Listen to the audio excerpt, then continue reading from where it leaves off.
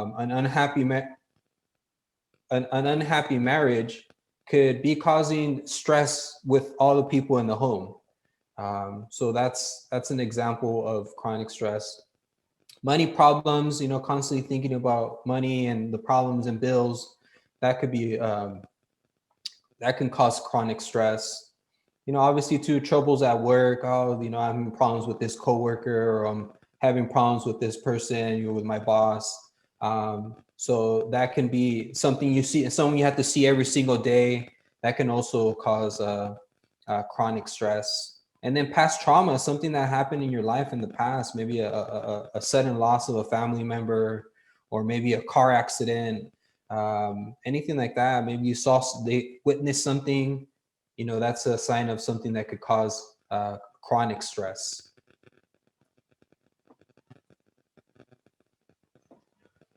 And stress over time could cause or make some illnesses worse. So, for example, someone that already has high blood pressure and they're constantly in stressful situations, well, there's going to be more times where where your blood pressure could rise up high to levels that are unsafe.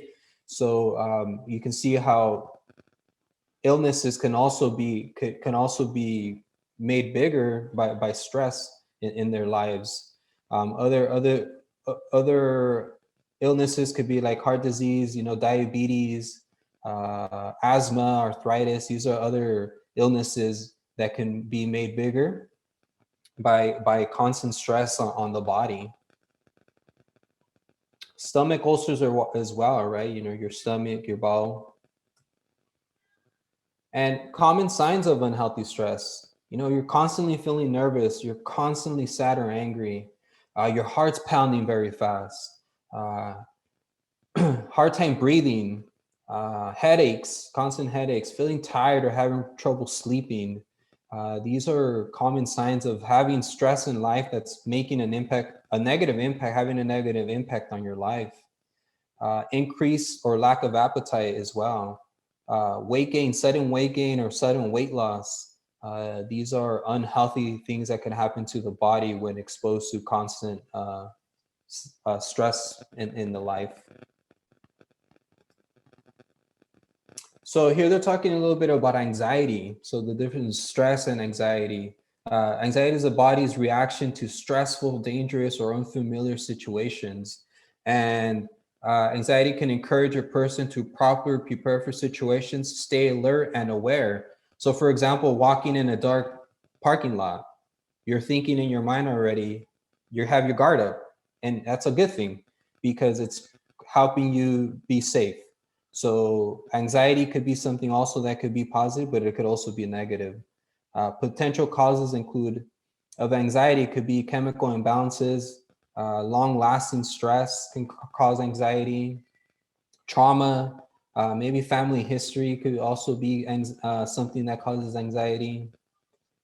And anxiety that may need treatment is often anxiety that is irrational, overwhelming, and disproportionate to a situation. So, the difference between anxiety that needs to be treated and anxiety that happens but goes away with time. And here they're mentioning all the different types of disorders. So when it comes to mental health disorders, these are definitely some of the ones that fall into the medical necessity for a diagnosis of a mental health concern.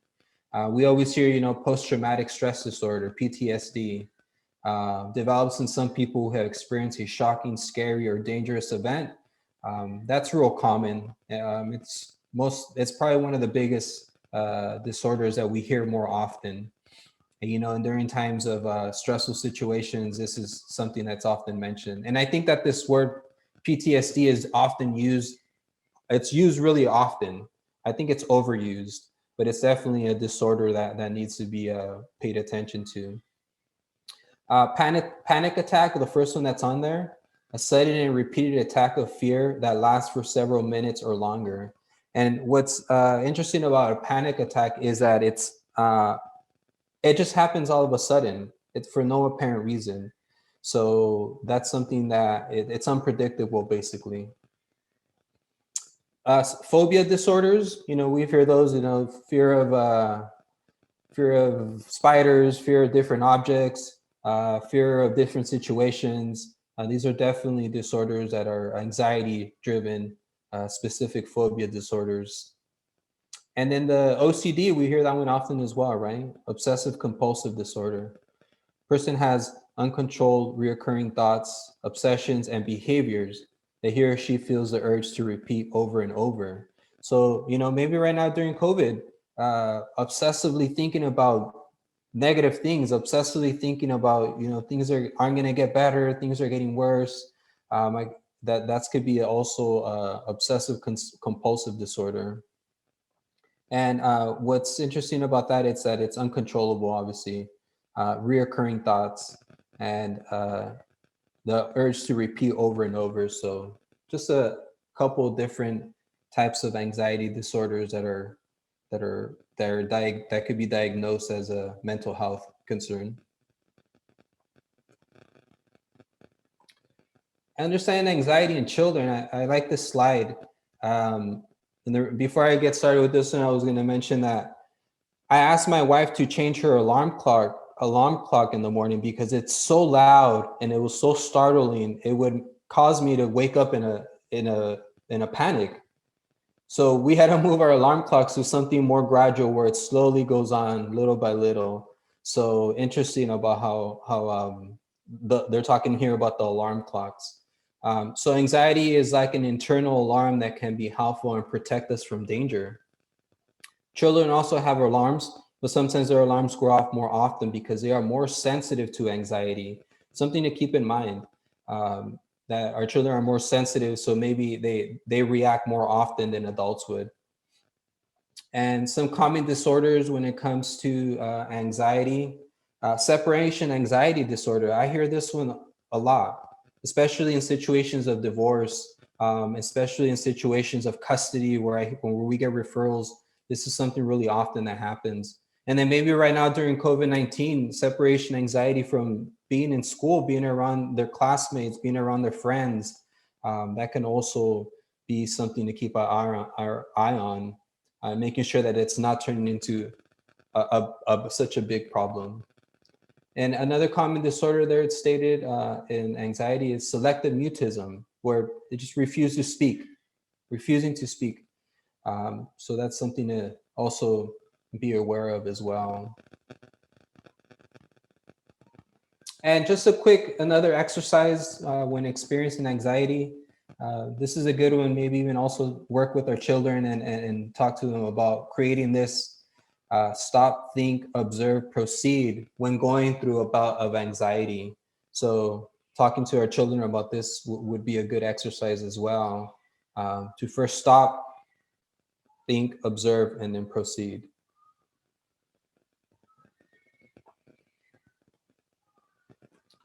So recognizing the signs, so we saw some signs there of how to recognize anxiety or stress, and recognizing the signs in our children as well, taking a look.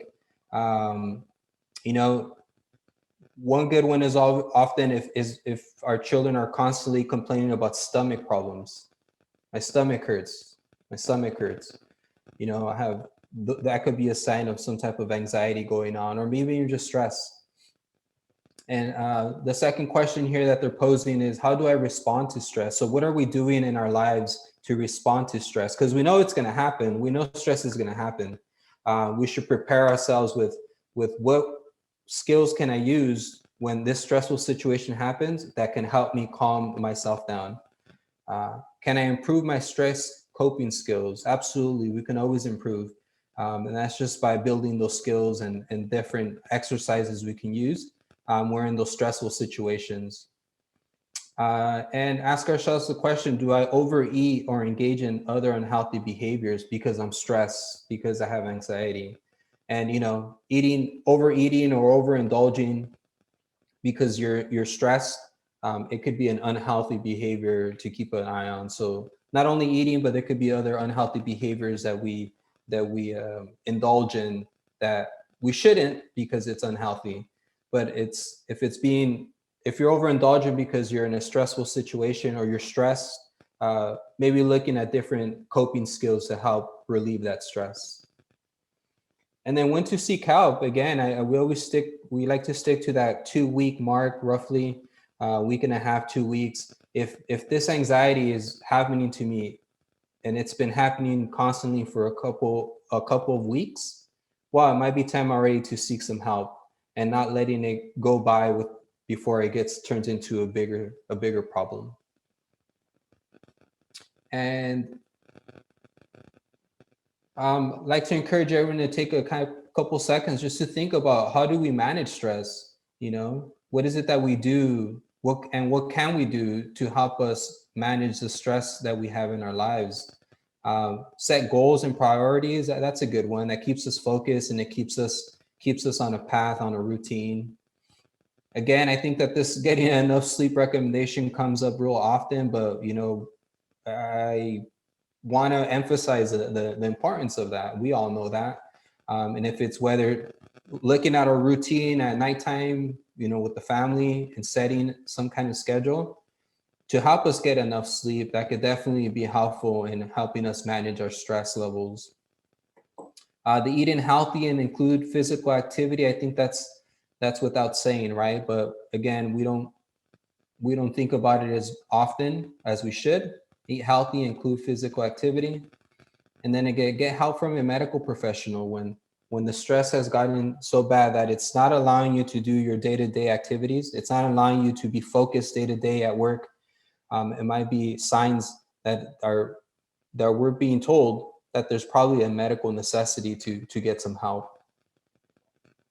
So I like this slide here. It's showing obviously these couple different stress relieving recommendations. So obviously the physical activity, maybe it doesn't have to be physical activity. Maybe it could be meditation. Maybe it could be yoga. There's so many free apps up there that are helpful in providing us a calm, soothing music, or if it's just an exercise. So definitely. And speaking of apps, I highly wanted to recommend the iChill app, ICHILL. It's really helpful for adults, and we always look at a resiliency zone where it's 2 lines, and staying within this resiliency zone is when we're safe mentally, we're in a good place. When we get out of that resiliency zone is when we're unbalanced, where we're overreacting, where we're more stressed on our body. And that app provides a lot of exercises and techniques on helping us stay inside of that zone, that middle zone, basically. And we call it the resiliency zone. And I say for the parents, because the parents need to learn the resiliency zone technique and the importance of it first. And then once mom or dad have those skills and techniques that they learned off of that app, and they're able to teach it to their children, then that's when it's helpful. But important for the parents to first be familiar with that model of resiliency. And it's basically, in a few words, just helping you stay in that even balance in life where you're not so up or down, So we always talk about resiliency and how our body and mind reacts to different stressful situations. And there's high resiliency, low resiliency, middle resiliency. Sometimes we're stressed out, but we're okay, and we could still function and go to work and do our job. That's still a safe spot, but important to never get out of those zones, because that's where it's unpredictable, it's unsafe, and that's sometimes when it causes mental imbalances with our day to day. And then again, I'll just repeat again. It's just iChill, ICHILL, and it's free app.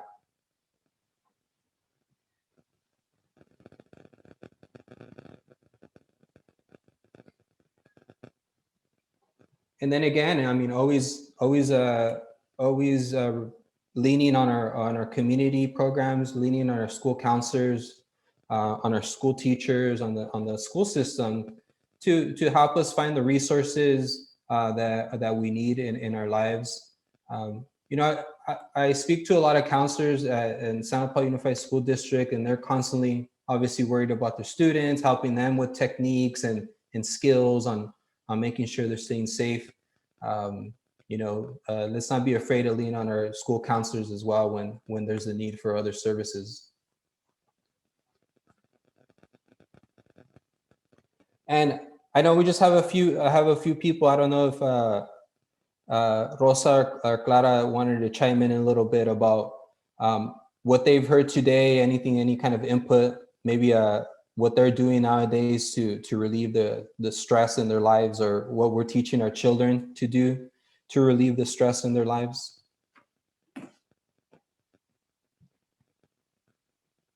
Maybe I can ask Clara. Is Clara available to comment?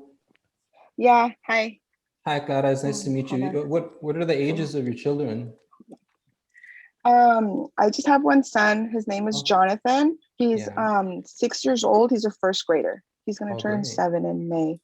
Yeah, so I guess like a way that I've been relieving my stress lately, whether it's like work related or like related with him, with school, like thank God they're on spring break. But I guess it's just this, like the basic working out. I exercise, I mean, not a whole lot, but I do try to exercise like 3 to 4 days a week. And I'm not like one really to like go to the gym or I guess like follow like a circuit. I really like to dance. So that's something that I enjoy that helps me relieve stress. So if I can make it into a workout and do something that I enjoy, I notice that it does really help with my stress. And so that way when I'm, not as stressful, I keep that vibe here and where we live. So that way like Jonathan, gets my vibes, or he like feeds off of me and my fiance. And so like he, we try to be all like stress free. He gets really my son, he gets really stressful during like homework time when it's regular school time. And like ways that I've talked to him so that he's not so frustrated. Like it's more like frustration, I guess. It's just like talking it out, like going step by step on whatever homework assignment, or like, so they have to read these words, right? And sometimes he just can't sound it out, so he gets really frustrated.